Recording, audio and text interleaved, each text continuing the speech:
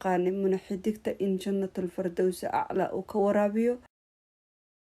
waa geeri argagax leh taas oo ku timaaday walaasheen munaxidigta. haddaba sidee ay u geeriyootay gabadhan oo la qorsheynayay inay dhowaan ka qayb gali lahayd show ka dhacay ciidda magaalada Muqdisho? haddaba gabadhan maxay tahay sababta ka dambaysa inay geeriyooto iyada oo waliba loogu talagalay in showgaas weyn ay ka qayb gasho? maxay ahayd shakhsiyadeedii? taariikh nololeedkeeda oo kooban iyo xogo ku aadan qaabkay u xanuunsatay ayaan kula wadaagi doonaa muuqaalo iyo sidoo kale codad ay soo duubeen dadkii qaraabada iyo asxaabta la ahaa ayaan halkan kugula wadaagi doonaa. hase yeeshee daawaday inta aanan kula wadaagin fadlan marka hore muuqaalka la garay si uu faafo una gaaro bulshooyinka Soomaaliyeed. sidoo kale nagu soo biir oo ka mid noqo asxaabteena adigoo channelka subscribe dhahanaya ganbaleelkana u furanaya.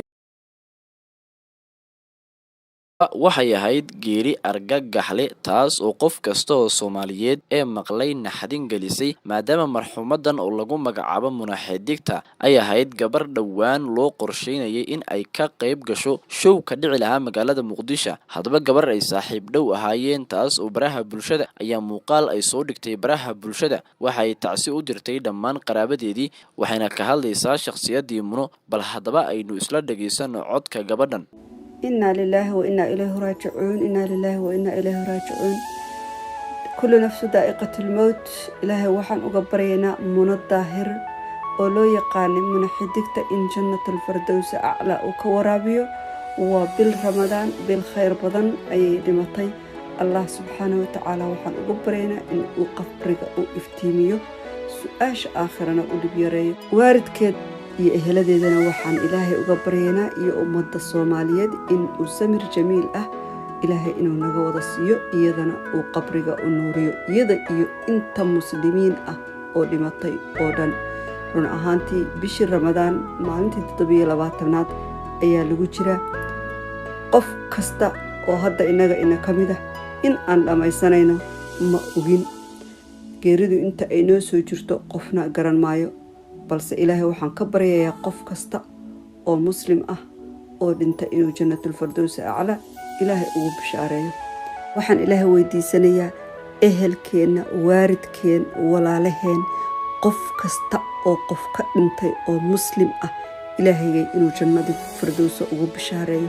ilaahay waxaan ka baryayaa waa bil Ramadaan maalmaheedii ugu dambeeyay oo khayrka badnaa in ilaahay qof kasta naxariistii janna uu siiyo.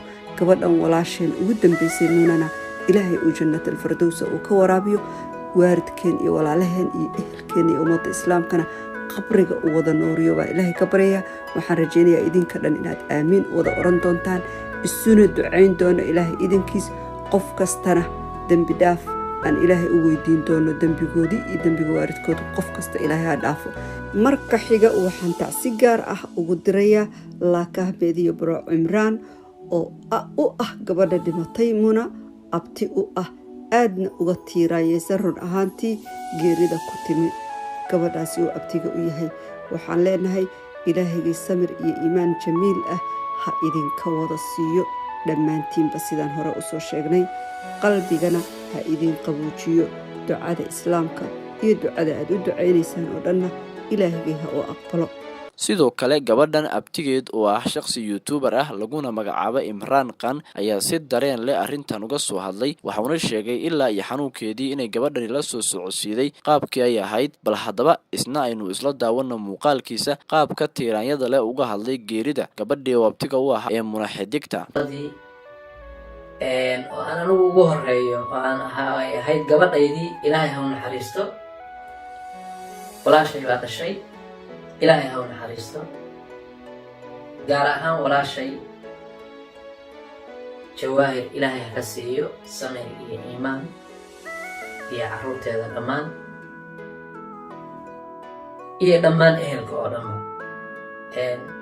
waxa weeye waa geeri xanuun badan runtii anigana si gaara ii taabanaysa. aad iyo aad baan runtii uga xanuunsaday sababtoo ah qof ehelkaa ah oo aadan macnaha xanuun ku ogeyn wax xanuuna ku ogeyn oo lagu yiri wuu dhintay waa dareemi kartaan macnaha inta ay la eg tahay xanuunkeedu runtii wallaahi in badan oo dadka ka mid a waxay ku noqotay macnaha waa laba geeriyaad weeye, sababtoo ah qofku markii uu xanuunsado oo maaragtay runtii isagoo xanuunsado muddo kuga dul xanuunsado waa laga samri karaa. qoladaa showga Ismaaciil Aarka iyo bay ku jirtay, way caafimaad qabtay, wax ay qabteen ma lahan. gabar walaashay aan la hadlayay waxay igu tiri, xalay bay ila hadashay, waxay igu tiri habeen horaan meel xaflad ku lahayno markaan ka imi madaxaan xoogaa layga qabtay, ilaa hadda habaryaray waan xanuunsanahay bay ku tiri. marka hadde waxa weeye qof kastiba ma oga inta loo soo jiro,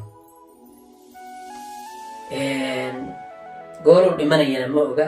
marka Muno runtii waxaan ka codsanayaa heesaheeda iyo inaan lasoo qaadqaadan oo maaragtay ummadda Soomaaliyeed ay iska dayso. qofku haddii uu dhinto in la iska dayaa fiican. weliba waa maalin Ramadaan, waa 27 ilaahay teedii baa soo gashay, xilligeedii bay dhimatay. waxaan leeyahay ilaahay samir iyo iimaan hanaga siiyo. hadalka ma doonayo inaan badiyo, laakiin keliya waxaan rabaa inaad iigu ducaysaan walaalayaalow.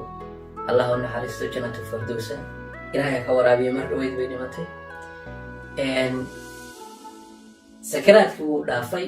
ilaahay waxaan uga baryaynaa in ilaahay su-aasha u fududeeyo, qabrigana ilaahay u waasiciyo, dembigeediina in ilaahay dhaafo baan ilaahay uga baryaynaa.